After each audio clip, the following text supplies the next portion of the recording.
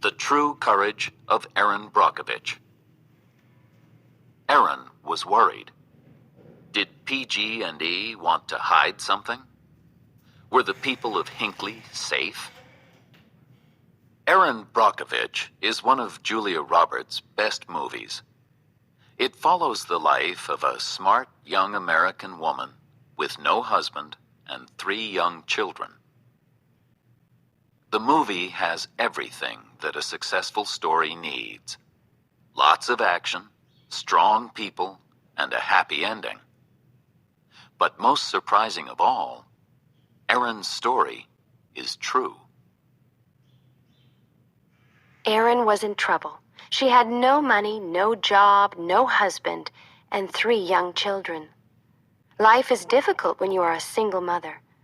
But Erin loved her young family, and she wanted to make their lives happy and comfortable. Day after day, she read the local newspapers and called for jobs. But every phone call and every interview was unsuccessful. It was time to try something new. Erin visited her lawyer, Ed Massery. "I'm smart, I'm hardworking, and I'll do anything," she told him. "Please give me a job." It was a strange way to find a job, but Erin did what she had to do. She wanted to be a good person and a good mother. Erin was not like the other office workers. She did not always speak politely, she did not wear dark suits, and she gave her opinions fearlessly. She worked hard, organizing papers into piles and boxes every day.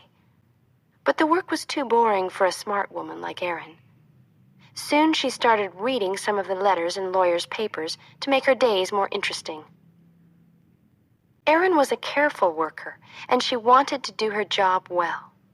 One day she found some people's health papers in the same box as their house papers. This was unusual. "Why are these together?" she thought. "Maybe there's a mistake." She started looking at the big box of papers, 1 page at a time. It seemed that a large electricity company, Pacific Gas and Electric Company, PG&E, wanted to buy hundreds of houses in the small town of Hinckley, close to their electricity station. But why?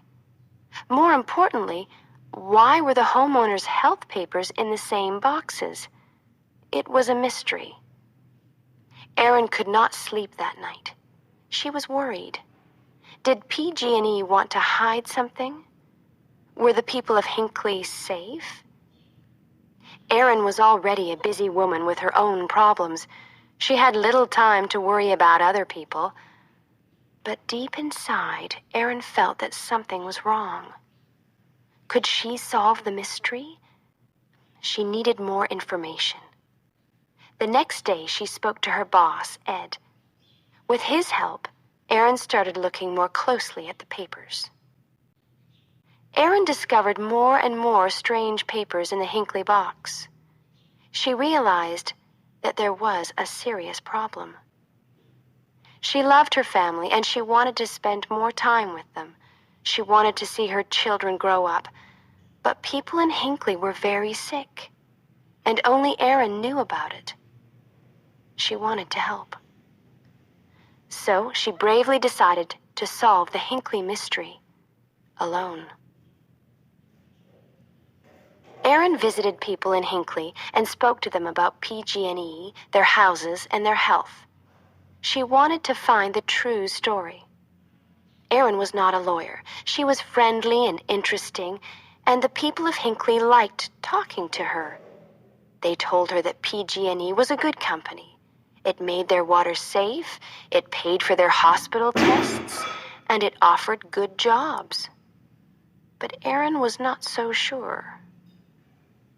Erin always got what she wanted. Now she needed help and information. She was working alone, but this did not stop her. She called and visited scientists, doctors, and lawyers. She talked to anyone who could help her, and every day she worked hard. At last, she got the piece of information that she really needed. PG&E was poisoning the water near Hinckley. PG&E is one of the biggest companies in the U.S., and people liked and trusted it. But Aaron realized that the company told lies. The water was safe, they said, but they were poisoning it. Aaron was not important, famous, or rich. She was not even a lawyer, but she decided to fight against PG&E for the people of Hinckley. She knew that she had to help in every possible way. How many people were poisoned in Hinckley? Was anyone in danger? Aaron returned to the town to find out. People knew Aaron now. They trusted her, and they talked honestly about their health problems. Hundreds of people in Hinckley had terrible illnesses, and some were dying. As Aaron listened to the great problems and worries in these people's lives, she became very angry. PG&E knew that it was killing people. It was expensive to clean the water from its electricity station, so the dirty water ran into Hinckley's river and drinking water. Now the company wanted to buy the houses and keep the secret. It was not worried about the people who became sick. It was worried about possible payments to those people. Money was a big problem for Ed Massery, too, at this time. Aaron's work was important. He knew that. But lawyers only get paid when they win. It was almost impossible for a small local law office to win against PG&E. Ed was afraid. But he was a brave man, too. He trusted Aaron, and Aaron's courage and hard work carried them through the most difficult times. From start to finish, Aaron's work for the people of Hinckley took more than 5 years. During that long and difficult time, Aaron and Ed made a great team.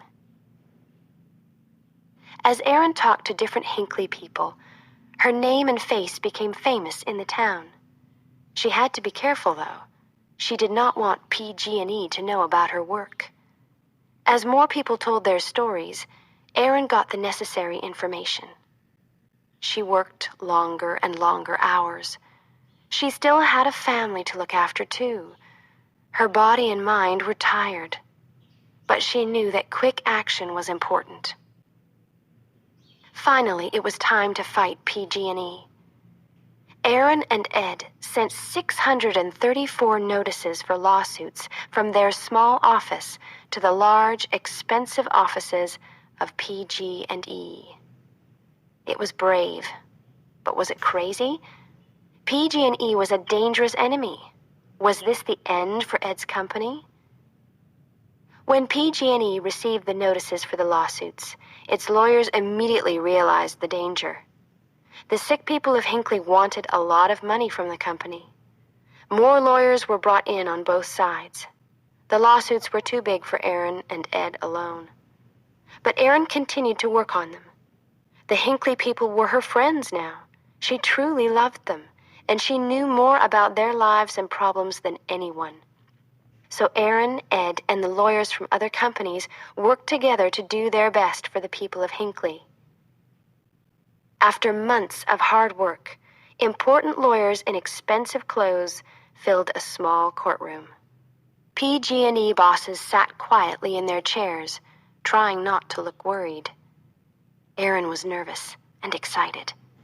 She thought about her friends in Hinckley, and she remembered the long years behind her. As the judge spoke his final words, she listened silently. PG&E had to pay $333 million to the people of Hinckley. It was the largest amount of money for this type of lawsuit in the history of the United States. This also gave hope to other ordinary people and small law offices. And when PG&E stopped poisoning the water at Hinckley, hundreds of people's lives were saved. After their fight against PG&E, Aaron and Ed had enough money to stop working forever. But today, Aaron is still working for Ed's office. She is not a lawyer. She always liked to do things her own way, and she has not changed. She says that she is proud of the movie, but her health, her family, and the people of Hinckley are more important. Today, she works for other ordinary people who are fighting against big companies. Her courage and hard work continues to help people and save lives.